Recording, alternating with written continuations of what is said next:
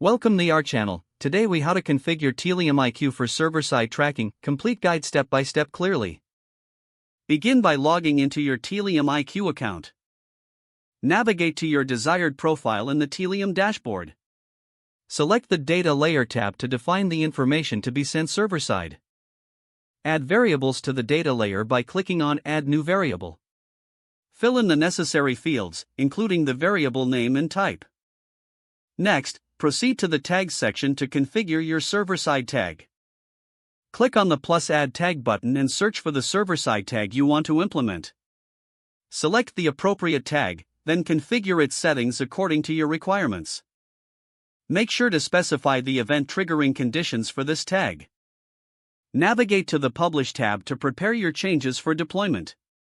Review the configuration summary to ensure everything is correctly set up. Click on the Publish Changes button to apply your configuration.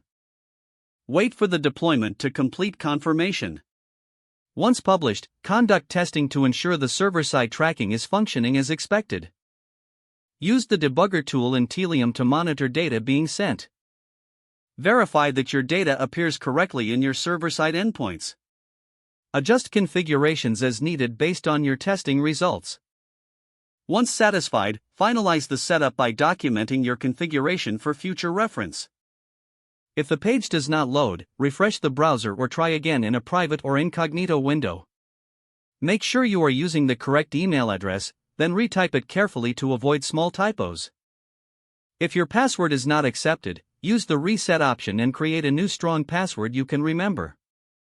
Check your spam folder for verification or security emails, then complete any requested confirmation steps.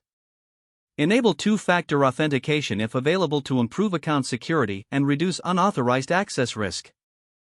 After signing in, review your profile details so your contact information and settings are accurate and current. If you see an error message, note it down and try again after restarting your device and internet connection. Log out when you finish, especially on shared devices, to keep your account and payment information secure. If the page does not load, refresh the browser or try again in a private or incognito window. Make sure you are using the correct email address, then retype it carefully to avoid small typos. If your password is not accepted, use the reset option and create a new strong password you can remember. Don't forget to like this video and subscribe to our channel for more step-by-step tech guides.